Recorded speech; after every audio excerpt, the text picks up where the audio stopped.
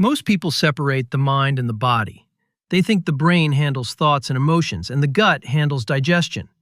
But in medicine, we know this separation does not exist. The gut and the brain are in constant communication. This connection is called the gut-brain axis, and understanding it changes how we see digestion, stress, anxiety, fatigue, and even chronic illness. If you have ever noticed that stress affects your stomach, or that gut problems affect your mood, you have already experienced the gut-brain axis in action. The gut-brain axis is a two-way communication system. Signals travel from the brain to the gut, and from the gut back to the brain, every second of the day. These signals travel through nerves, hormones, immune messengers, and chemical signals produced by gut bacteria. This means the gut is not simply following orders from the brain. It is actively sending information back, influencing how the brain feels, reacts, and interprets the world. One of the most important players in this system is the nervous system. Your nervous system has two main modes. One is the sympathetic nervous system, often called fight or flight. The other is the parasympathetic nervous system, often called rest and digest. Digestion only works well when the body feels safe enough to rest. When the nervous system is dominated by fight or flight, digestion becomes a low priority. This is not a malfunction, it is a survival feature. If your body believes you are in danger, it redirects energy away from digestion and toward survival. Blood flow shifts, muscle tension increases, gut movement changes, acid levels change. The body prepares to respond to threat, not to digest a meal. This is why stress has such a powerful effect on digestion. Stress does not have to be dramatic to affect the gut. Chronic low-level stress is enough. Deadlines, financial pressure, lack of sleep, emotional tension, unresolved trauma, overworking, constant stimulation from screens, and even internal stress from illness or inflammation all send the same message to the nervous system. The message is that the environment is not safe. When this message persists, digestion adapts. Some people develop bloating because gut movement slows and gas accumulates. Others develop diarrhea because the gut becomes hyperreactive. Some experience reflux because coordination between the stomach and esophagus becomes impaired. Others feel nausea, early fullness, or loss of appetite. These symptoms are not random. They are expressions of nervous system regulation. The gut itself contains its own nervous system, known as the enteric nervous system. This system has millions of neurons and can operate independently of the brain. It controls gut movement, secretion, and blood flow. But it is also deeply influenced by signals from the central nervous system.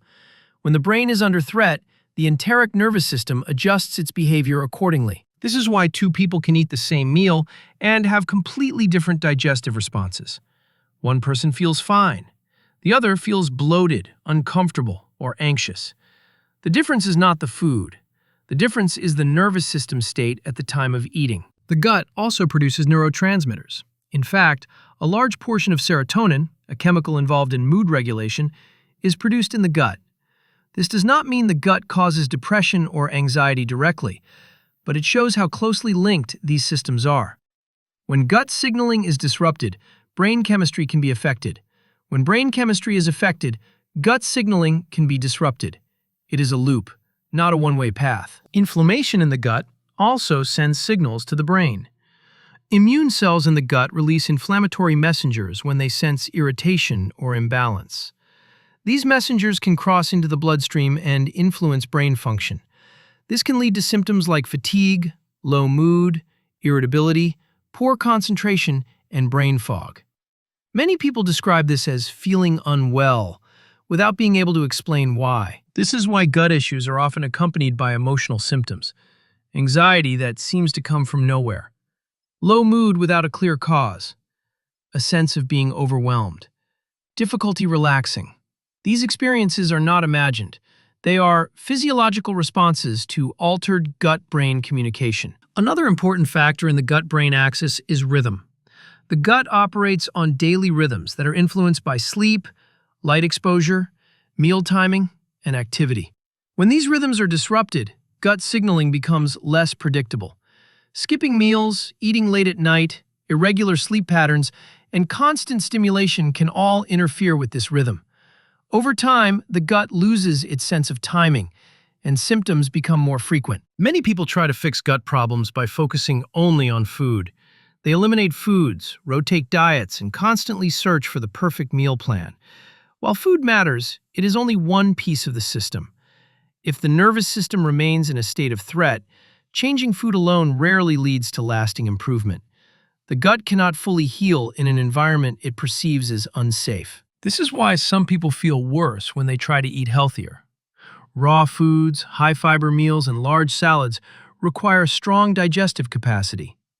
If the nervous system is dysregulated, these foods can increase symptoms. The problem is not that the food is unhealthy. The problem is that the system is not ready. The gut-brain axis also explains why symptoms fluctuate. People often say, "Some days I'm fine, other days I'm not." This inconsistency is frustrating, but it makes sense when you understand regulation. Stress levels change. Sleep quality changes. Emotional load changes. The gut responds to these shifts in real time. This also explains why reassurance matters.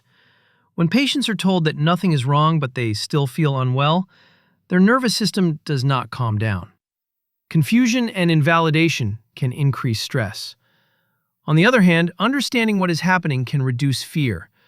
Reduced fear can improve nervous system regulation. And improved regulation can improve gut function. This does not mean gut issues are all in the head. That is a harmful and inaccurate interpretation.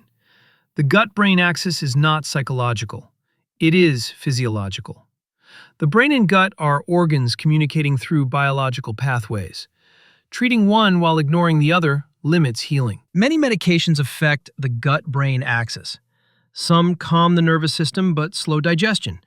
Others stimulate digestion but increase anxiety. This is why medication responses vary. Without understanding the underlying regulation, treatment becomes trial and error. Healing the gut-brain axis is not about forcing relaxation or eliminating all stress. Stress is part of life. The goal is resilience. A nervous system that can return to safety after stress. A gut that can adapt without overreacting. This takes time. It takes consistency. And it takes addressing the system as a whole. This is also why quick fixes are appealing but often disappointing. Supplements may reduce symptoms temporarily, but they do not retrain the nervous system. Diets may calm the gut briefly, but they do not restore regulation if stress remains high. True healing involves rebuilding trust between the gut and the brain. Trust means predictable meals, adequate rest, gentle routines, reduced threat perception, gradual exposure rather than aggressive restriction. The gut learns through experience. If every meal is associated with fear, urgency, or discomfort, the gut stays defensive. If meals become calm and predictable, the gut begins to relax. This process cannot be rushed. Many people become discouraged because improvement is slow and non-linear, but this does not mean it is not working. Regulation improves gradually. The nervous system learns safety in layers. The gut responds over time. Understanding the gut-brain axis changes the question from "what food is hurting me" to "what is my system responding to?" This shift is powerful. It opens the door to sustainable healing rather than endless chasing of triggers. In future videos, I will explain how chronic stress reshapes digestion, why symptoms persist even after diet changes, and how to approach gut healing in a structured and realistic way. If you want calm, medical explanations that connect the nervous system, digestion, and overall health, subscribe to this channel. Healing the gut is not about fighting your body. It is about teaching it that it is safe again. Thank you for watching.